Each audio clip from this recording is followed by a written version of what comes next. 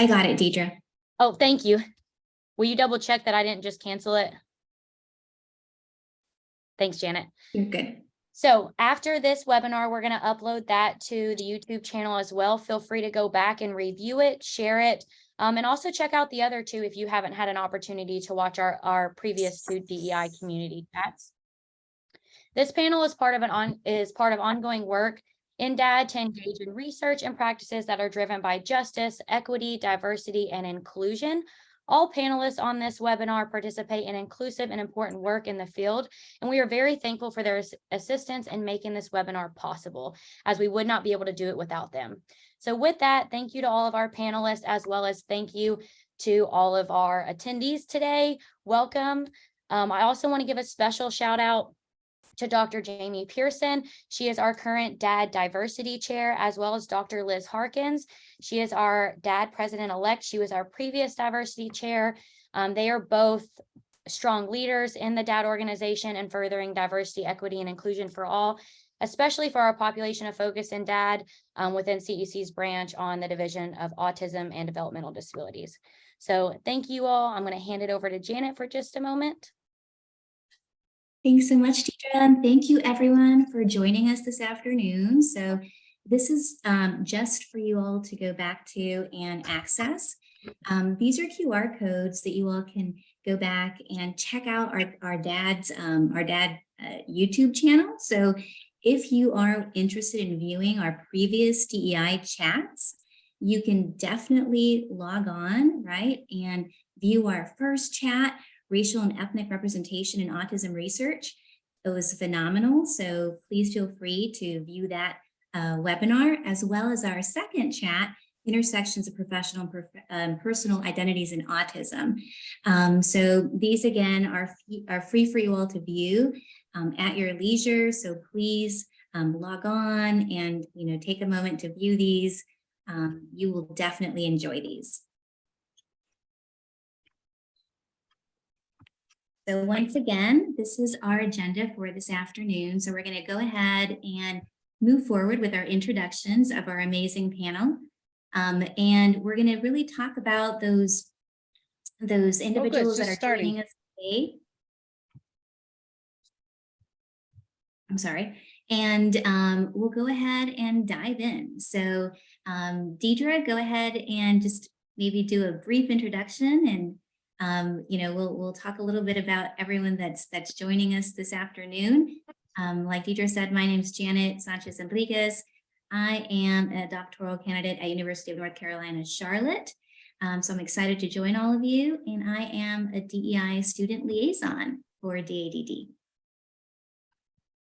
Thank you, Janet. I am Deidre Gilley. I am a doctoral candidate and OSEP scholar at Florida State University. I'm in my third year, getting close to that graduation deadline. Super excited about that.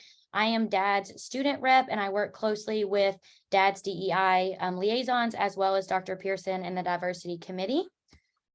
Continuing with our introductions, our researchers and higher education professionals on this panel include Dr. Mike Wehmeyer, who's at the University of Kansas. We have Dr. Junae Duclos, who is at Florida State University, as well as Dr. Leslie Bross, who is at the University of North Carolina in Charlotte. Moving on to the introductions of our practitioner and our service providers, we have Grace Holley, who is a transition practitioner in the state of Florida, right up the road from me. We do a lot of work together. She also is a family member with an individual with IDD. She can talk a little bit more on that as we get deeper into the panel. We also have Leslie Bellieu and Charles Morris, who are the co-founders of Southwind Fields, which is an organization that they will be able to touch on in a little bit to support the transition of individuals with IDD. And then we have our self-advocates that are on the panel, two of them. We have Fitz Sanchez as well as Drew Holley, both located in different parts of the United States. I'm happy to have them both, happy to have this whole panel, very thankful for everybody's time and effort that they've put into making this panel happen. And with those introductions being said, we're going to jump right into it. So starting with self-determination research, like we said, this webinar is about research and the alignment to reality. So we're first going to hand over to our researchers and our higher education faculty to go a little bit deeper here for us. Hi, all. Mike Wehmeyer here. I see a number of familiar faces in the audience. Hi, everyone, and it's a privilege to be a part of this distinguished panel. And to Deidre and Janet, thanks for the invitation and for your work in organizing this. In a very quick period of time, I was asked to talk about sort of the history of this idea of self-determination, and very briefly to define define self-determination. So the focus on self-determination in the field of transition and education really emerged out of follow-up and follow-along studies in the mid 1980s, which found that although students were doing better than before, they were still not achieving the kinds of outcomes that the students, their families, and the folks that worked with them desired. And it was recognized that one of the reasons for that was probably that there was a critical stakeholder missing from all this process, and that was, in fact, the students themselves. Very briefly, self-determination really just refers to someone making or causing things to happen in their own lives. So you look at the kinds of things that enable you to make or cause things to happen in your own life.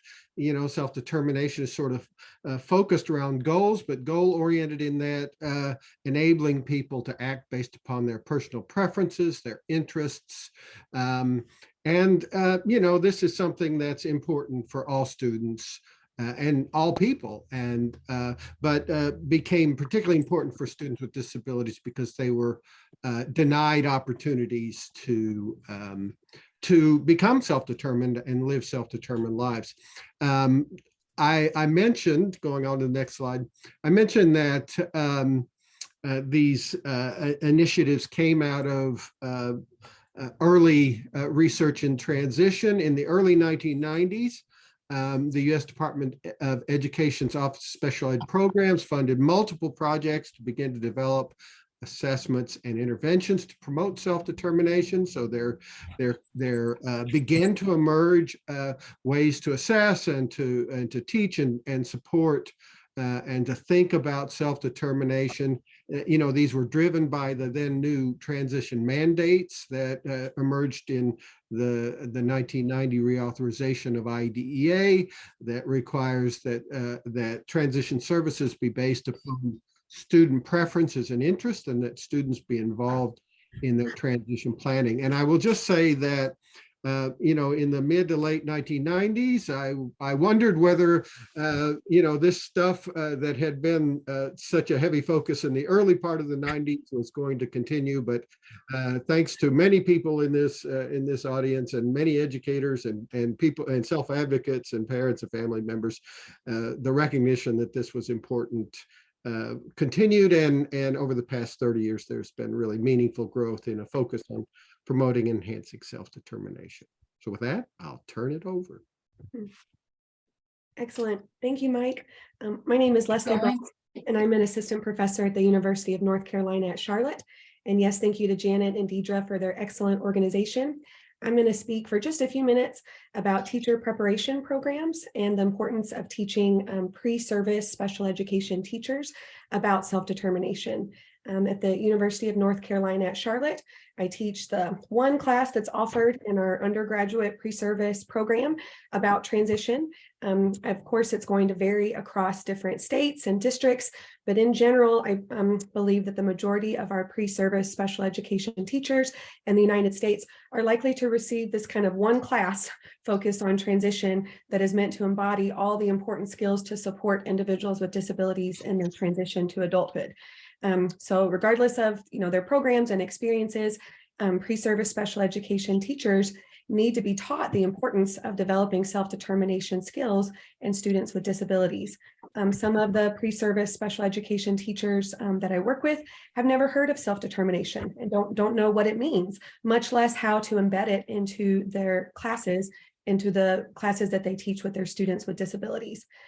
So in the class that I teach, I teach my pre-service special education teachers how to teach their students how to take an active role in the IEP planning process, such as leading their own IEP meetings. And we do mock student-led IEP meetings, which is really fun.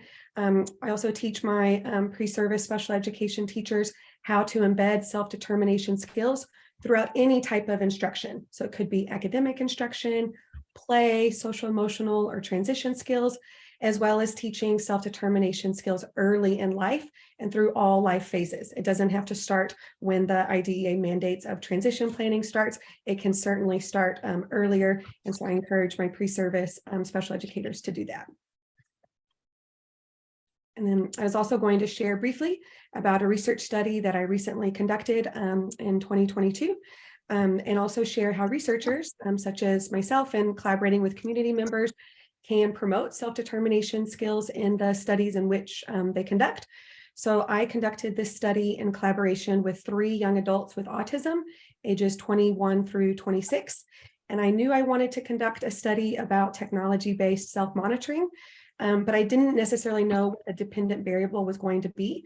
So the first young adult with autism that I recruited, I asked him, what would you like to work on? And he said he wanted to work on his conversation skills to potentially get a romantic date. And I said, excellent. And so I designed a whole single case design study, around the needs of this young man. And then I recruited 2 other participants with autism who had similar support needs, who said they also wanted to improve their conversation skills for a variety of different reasons, such as forming friendships with same-age peers.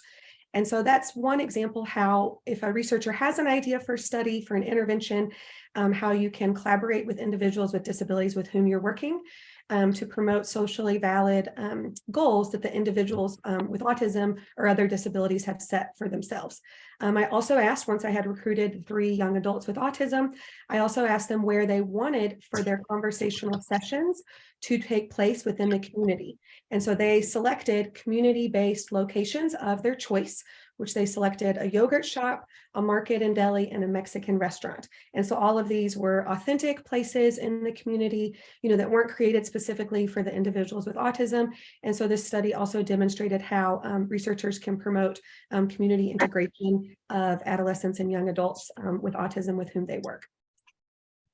And so here's the data from that study. The primary dependent variable was a number of questions asked in these structured conversational sessions in the community settings of the choices that the young adults had selected.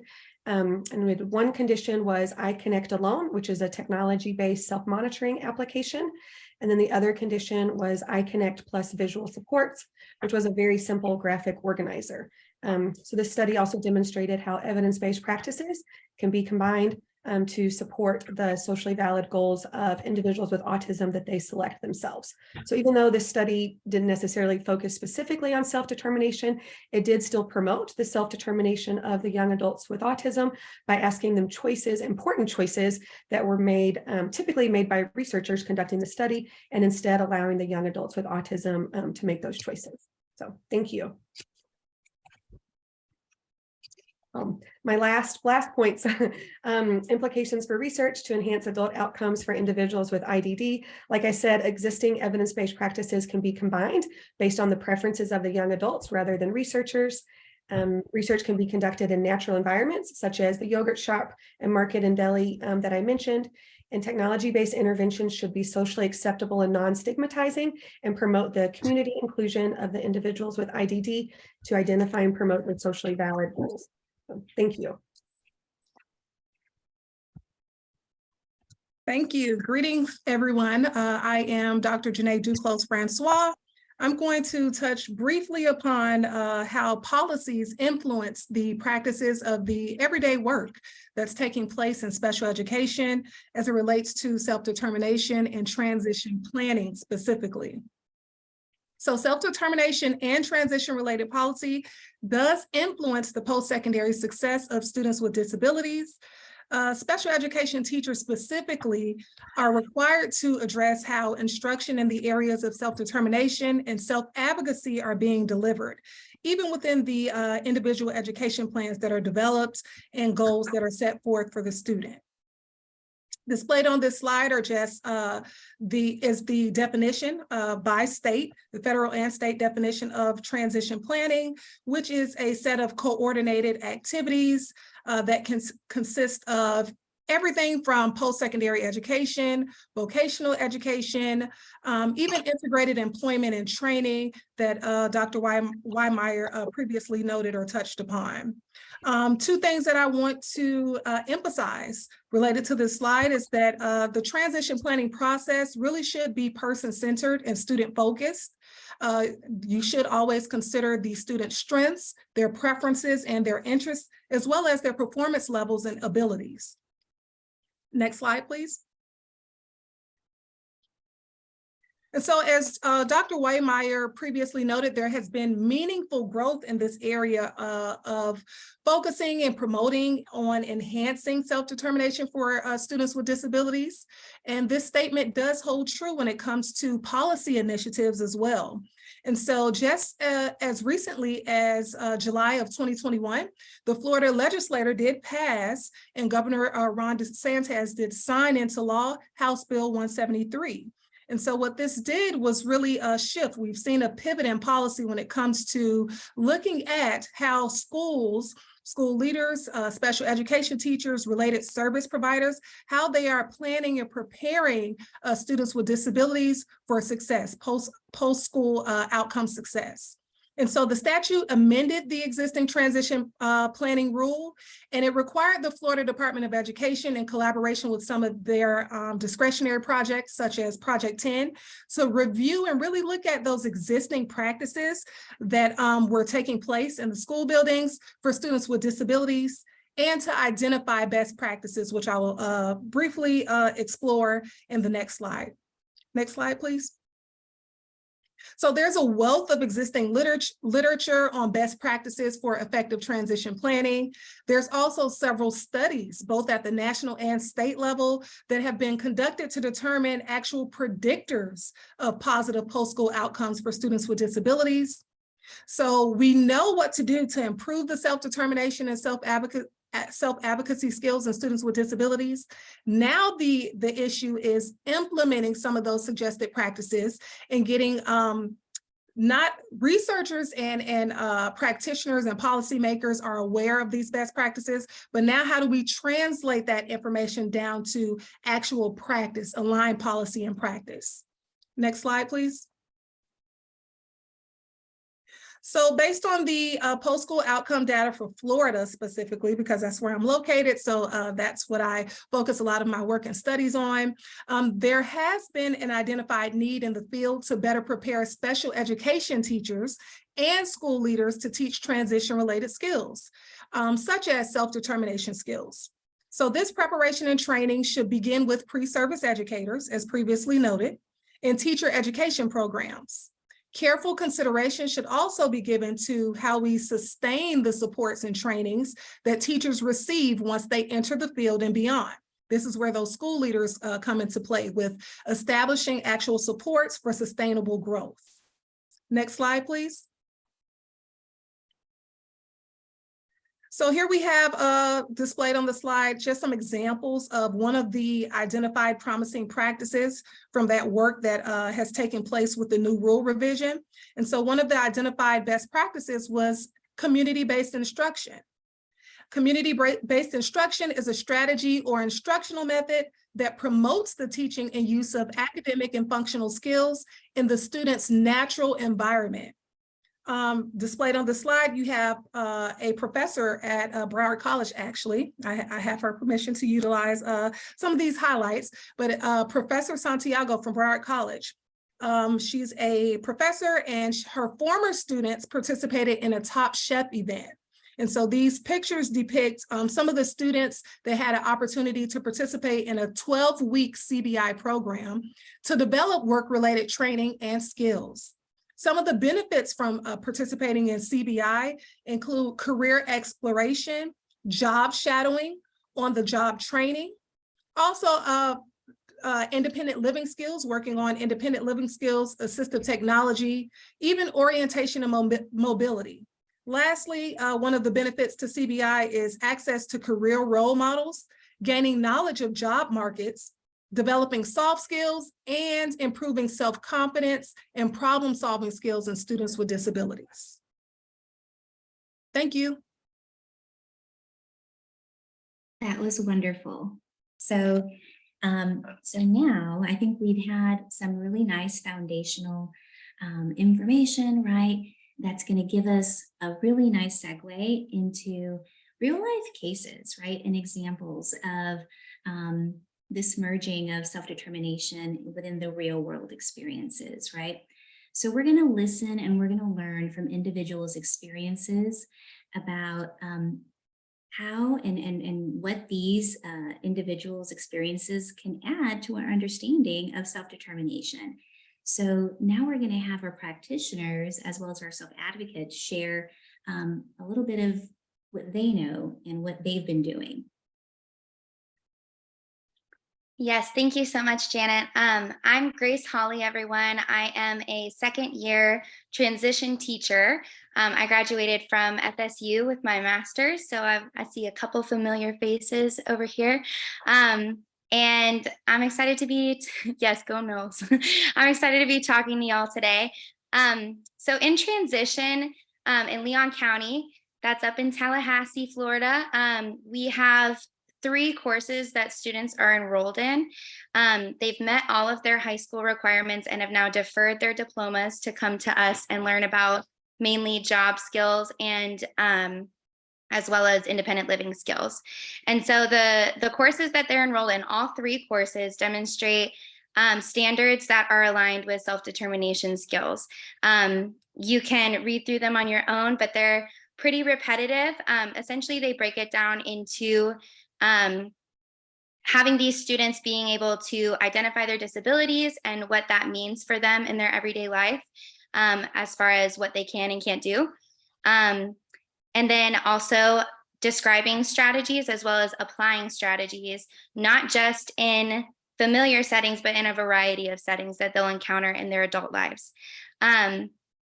So from the repetitiveness, you can tell that this is a very important thing that we want to be teaching our students.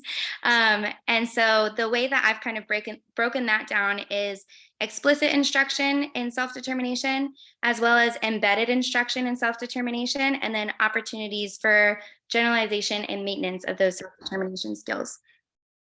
So explicit instruction in self-determination, we try to focus on, or for me in my classroom specifically, I try to focus on self-awareness, self-advocacy, different problem-solving strategies that they might encounter, accommodations and supports in the workplace and community, knowing what you need and how to ask for it, and when it's appropriate to ask and who is appropriate to ask, as well as self-reflective strategies like goal setting, self-evaluation, and self-improvement. So over here to the side, I have an example of a self-awareness visual that I use to provide explicit instruction for my students. We go through and we identify what each of these levels of support looks like. And we identify with other individuals, is this individual doing it by themselves, with help, with reminders? And then we turn that internal. So I feel like it's much easier to identify for any human being. It's easier to identify what somebody else is doing, but it's often harder for ourselves to be reflective and have that self-awareness piece of how much support do I actually need with this? And how much am I relying on my parents? And how much am I relying on my teacher? And what will happen after those supports are no longer there for me? Next slide. So embedded SD skills, I try to approach this from a more holistic stance because just explicitly teaching SD skills is not very conducive to maintaining those skills across time and really ingraining those skills into their everyday lives and everyday habits. So I do this through program-wide expectations. The students, everything in my program is modeled after the workplace. So instead of classroom rules, we just have professional expectations, and the students go through exactly what that looks like. But a lot of conversations that are around self-awareness with students will be tied back to these professional expectations. Like, oh, Johnny, you it looks like you said something unkind to your friend, but we have a professional expectation to be respectful. So how can we do that? And then making a plan to move forward.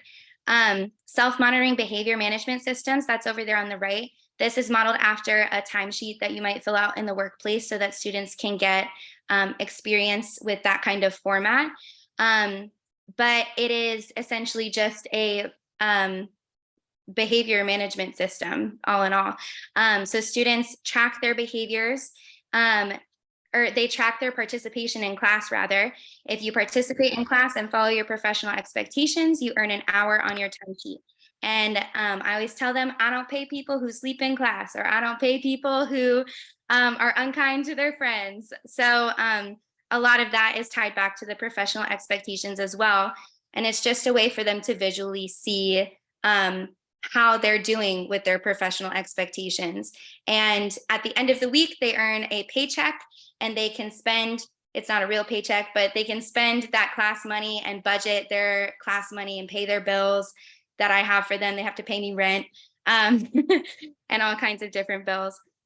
And then at the bottom there, one more thing on that last slide is their self-awareness scale. So taking the explicit instruction that I provided and moving that into a more applied context.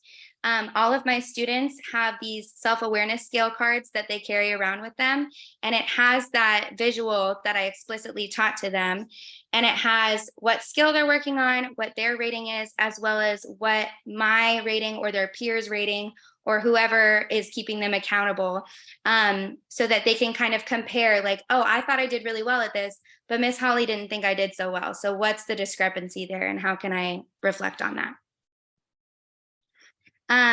And then also just providing opportunities for generalization. So other school settings, my students visit, they do Special Olympics peer mentoring at other schools, as well as teaching the littles at elementary schools how to do those. So they get to apply those self-determination skills in a leadership role. They also we go on CBI every week. So asking for help at the grocery store, when it's not just Miss Holley explaining how to ask for help at the grocery store, you're actually in it, you're looking for a product and you need help finding it. What do you do? And then as well as job sites and volunteer experiences, my students have a student-run enterprise called Snack Attack, where they sell coffee and snacks to the campus adjacent to ours, which is a technical college. And the students, it's completely student-run. Management is students. Everything from management to cashiering to stocking to greeting, the students completely run that, and that just is all of the self-advocacy and self-determination skills applied in a workplace. And then finally, communication with families and other support providers I found is really important for maintaining that as well, because I can only do what I can do with them in the certain amount of hours that I have with them during the day. But then what happens when they're going home? Are their parents doing their laundry for them? Are their parents doing their clothes and washing their dishes for them? And that's kind of where I come in with the experience as a sister of somebody with an intellectual disability. I have my brother sitting next to me here, and he'll talk in a second. But seeing that home perspective and how skills are translating into the home just kind of gives me a little bit of unique insight as well. So lastly, I just wanted to talk about some perceived barriers as well as some perceived benefits of teaching self-determination skills. I feel like for teachers, there's a lack of accessible professional development that educates teachers. I'm glad we have a lot of pre-service teacher educators in the Zoom call today. Because I can say it's definitely, as a new teacher, something that I wish we had spent more time on in my time at a university. And I think there's also just a lack of accessible curricula or awareness of that curricula for teachers. We can't reinvent the wheel all the time, as we all know. And so creating self-determination and bringing that out of your brain into a concrete, explicit way to teach takes way too much work for a teacher to feasibly do on a day-to-day basis. It's taken me years of watching Deidre teach self-determination skills, and I'm still, modifying and reinventing my wheel every year to make it better. So I wish that I had more knowledge of accessible curricula. And then, of course, lack of instructional time, which we all know about, I'm sure. And then, but self-determination is a very important skill, and there are a lot of benefits to it. And I think you'll see that with my brother and how he talks about it. I'll turn it over to you, Drew. Okay, as Grace has introduced me already, my name is Drew Holley, and I also have a disability. I'm borderline autistic, and I try to do my best at my job at Publix. It's to help with my disability and to help me manage it.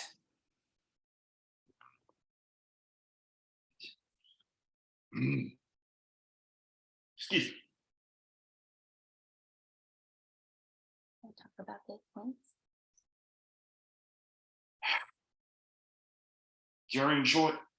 One of the ways I manage my disability is through making different choices, such as part of my job involves getting cards. So I try to figure out the best way to bring them in effectively so I can help my customers out. Another way I do this is through problem solving and figuring out, such as if my customer has a problem at work, I try to figure out how to best resolve that problem to fit their needs. And through goals, different goals like how many cards I can bring in the day, or how many people I can help out.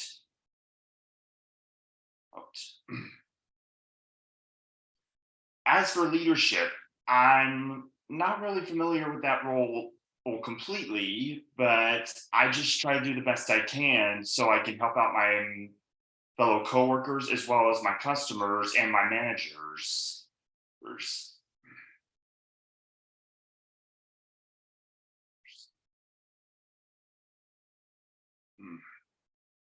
As for self-awareness, I will admit my autism challenges me in certain areas on that. And there are times where my autism makes me less self-aware of my environment as well as the people around me.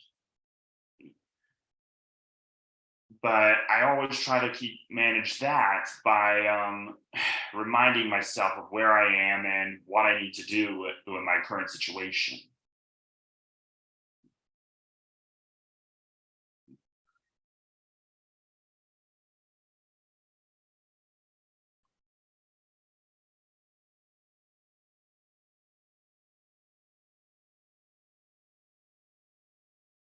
As for self-advocacy,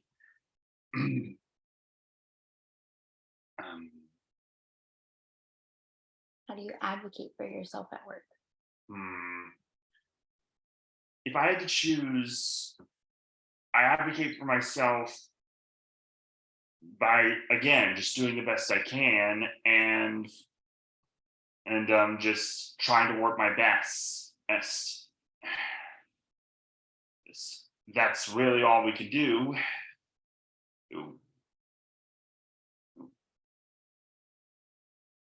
And I just have to, every day is a challenge. We just have to push through it.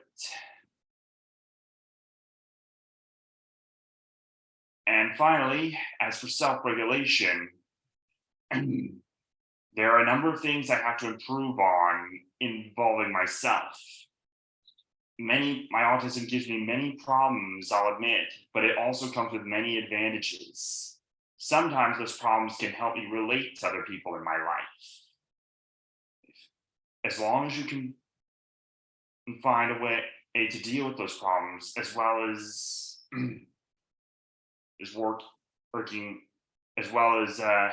with those advantages, I'm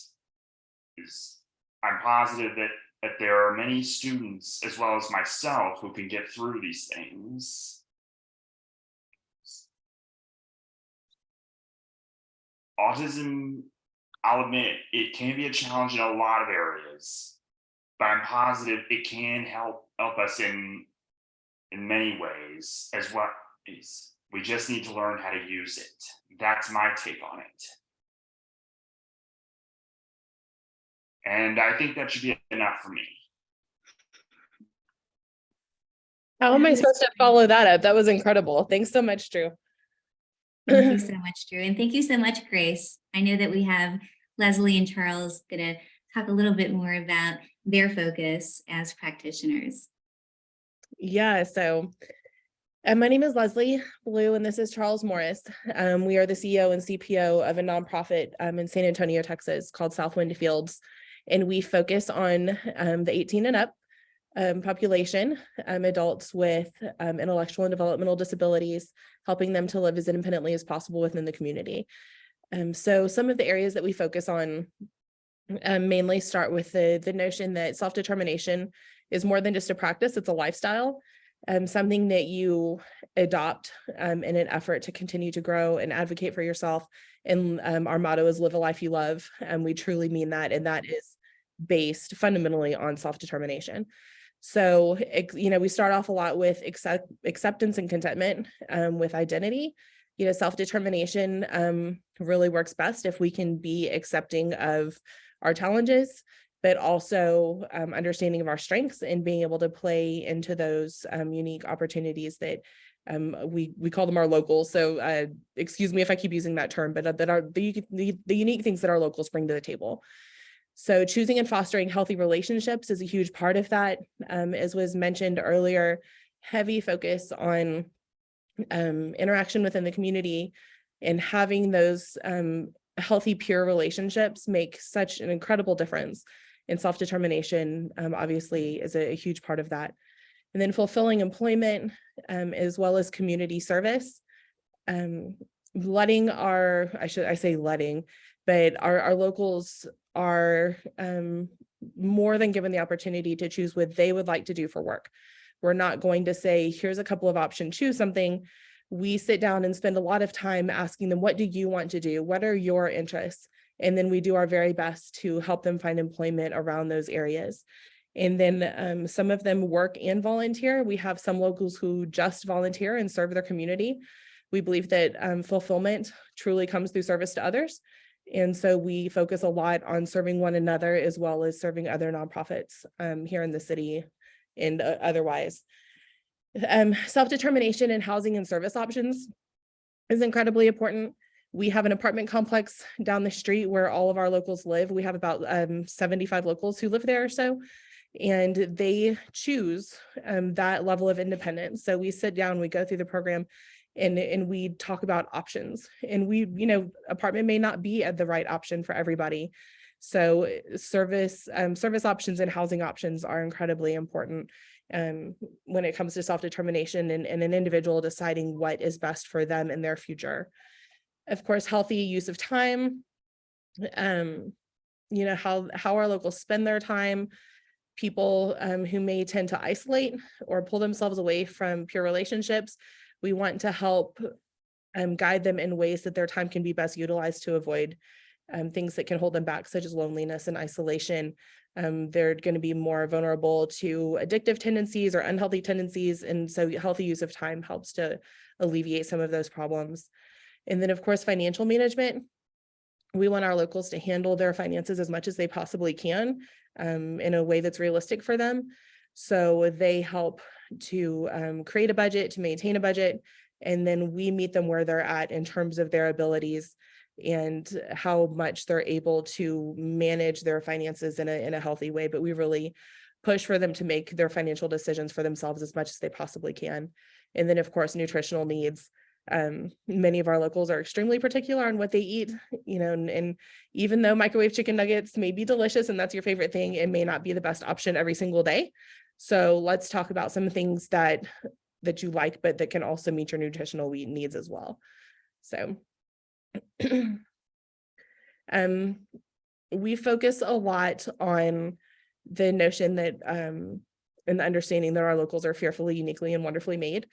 There's nothing that needs to be fixed. There's nothing that needs to be trained away. It's a matter of focusing on what makes you you and how you can use that in the best possible way to add to your community and bring wonderful things into the world. So we focus heavily on that.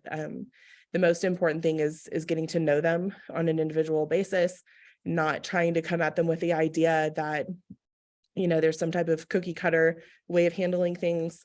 Everybody's incredibly unique, and we want to handle their services as such. So we do that through a series of interview questions when they first come into the program. We want to understand what their foundational needs are, what their tendencies are, what their preferences are. If there's anything that maybe is in their past that we need to know about moving forward. We're going to ask some, you know, pretty heavy questions. The interviews are pretty personal and can be kind of long, but they're absolutely necessary so that we know maybe some areas that we might need to observe a little more closely, things that they can be way more independent on. And that way we can take those things they do need a little more help on and move them forward towards that independence. And then anything that they have already had done that they can bring into the program, such as psych evaluations, vocational evaluations, anything like that is incredibly helpful so that we already kind of have those foundations laid and we can help them get to their goals in a much quicker manner. So I think that's it. Thank you so much, Leslie and Charles. And I love that responsiveness and the individualizedness that your organization provides to your locals. So thank you so much for sharing. So Fitz Sanchez, which is actually my brother, is now going to be sharing his experiences with self-determination. Fitz, do you want to talk a little bit about your experiences and who you are? Gladly. My name is Fitz Sanchez, and I'm a person that has mild autism, and I got myself an associate's degree from Northwest Vista, and I currently work at AMC since August of 2022. That's been going around smoothly so far. So I'm doing very well for myself as of now, trying to be as independent and knowing of self-determination skills. And if I recall correctly, I taught myself self-determination through managing myself to actually be as productive and well aware of trying to be responsible and organizing my things into different categories so I know where to find them. A few examples, like when I was really at school, I would normally find ways to achieve self-determination through being aware of the deadlines, certain dates, planning ahead, asking for any advice on what I can do to plan a bit early, just taking it all day by day and learning and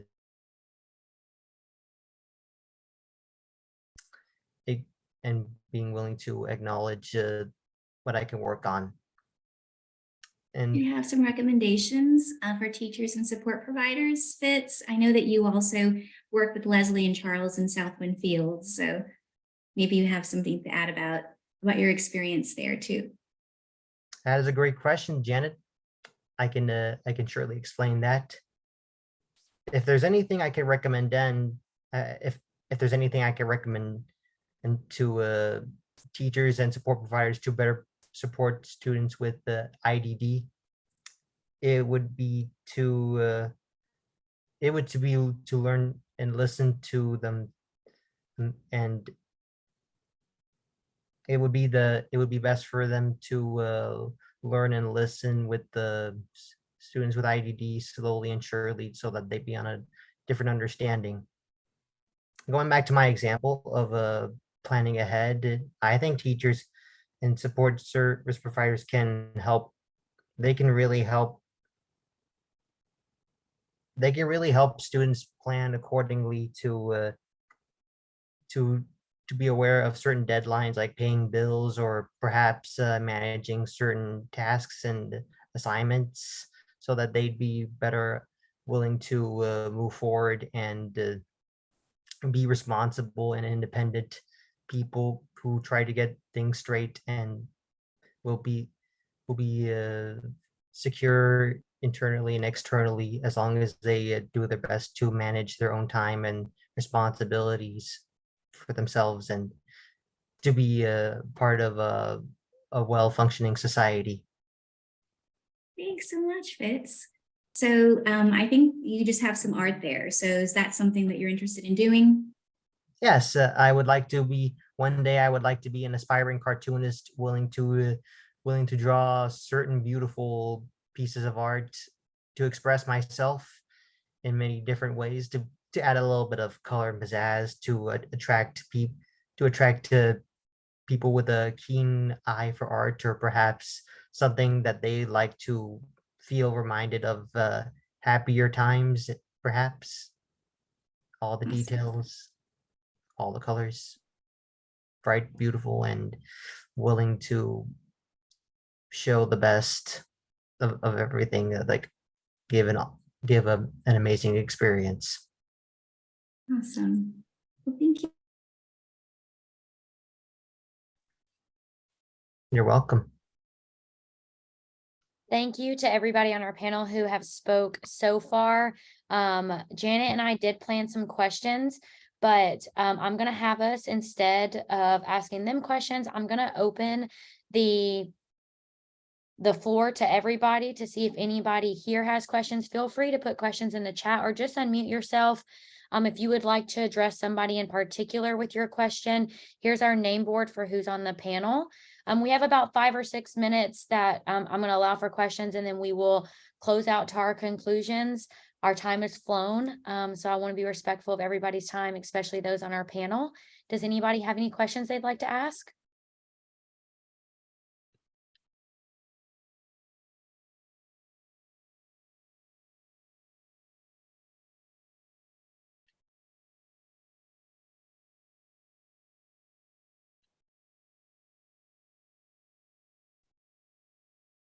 I put mine in the chat earlier, but I was just going to ask Drew if he has any trouble like letting his coworkers or his supervisors know how they can help him, what things he needs to be successful on the job, or kind of how he handles that.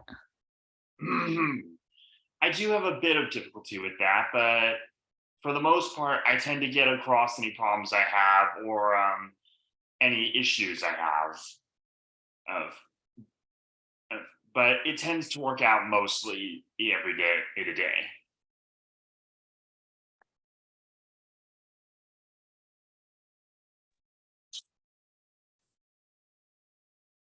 Thank you, Nancy, for your question.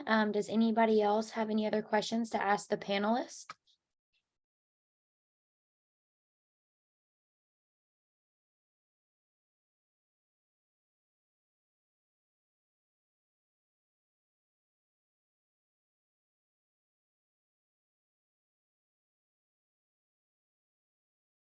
So we have a really nice question.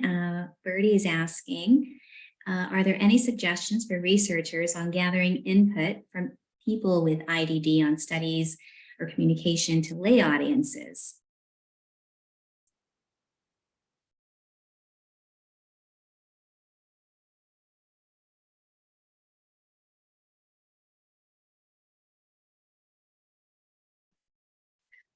I think people with IDD can be included in all phases of the research process. So even a simple idea, excuse me, can be further developed and refined in collaboration with people with IDD.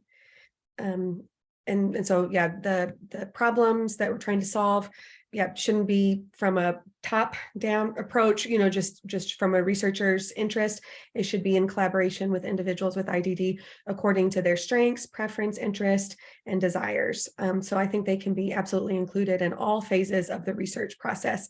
I'm trying to learn better how to incorporate individuals with IDD through social validity measures.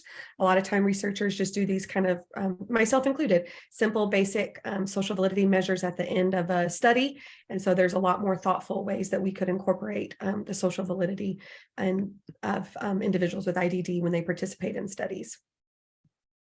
Absolutely. Thank you I so much, have Dr. some Bloss. suggestions for communicating to lay audiences, really considering how researchers and policymakers are getting the evidence-based measures. And I kind of spoke to this earlier. We know and we are aware of best practices and predictors and things of that nature, but how do we translate that information down to the practitioner?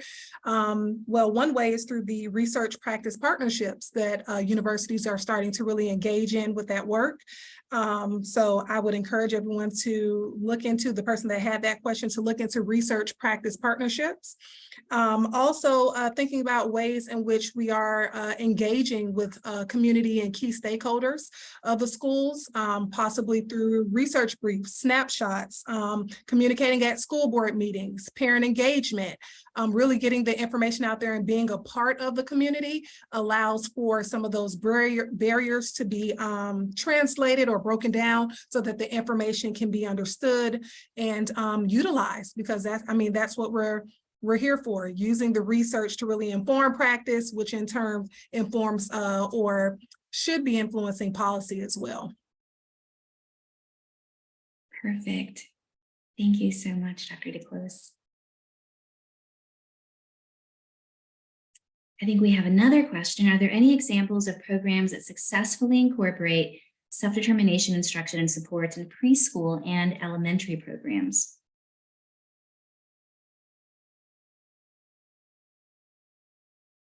I don't know about examples of programs, but I also teach the children's ministry at my church, and we happen to have a high population of children with disabilities at my church, so it works out that I teach there.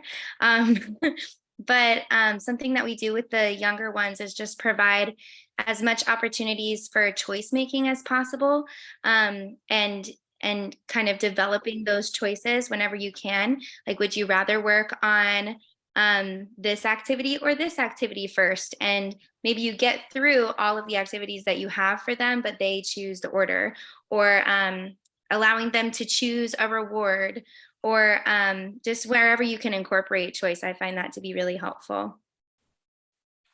And if you'll Google Foundations for Self-Determination in Early Childhood, there has been a few folks that have done some things. There's a lot of work needed on that, but there is some stuff out there, and Grace mentioned a number of the things. But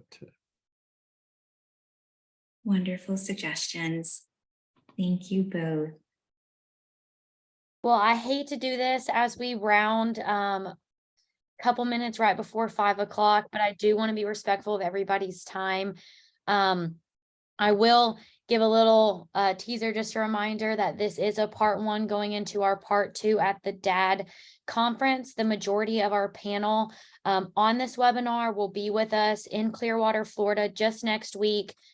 Thursday morning at 11 a.m. will be our session time. That is going to be much more of a conversation style structure for that panel session. If you happen to be at DADD, please join us. We'd love to extend further from today's conversation into the conference panel session.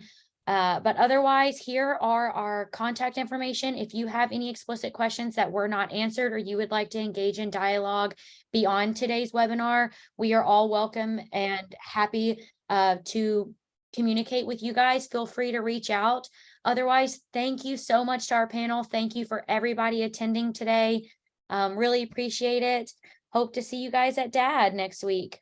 Thank you all. Thank you, everyone. Remember that different perspectives enhance our understanding of lives that for many are hidden and marginalized. And that is the point of our DEI community chats.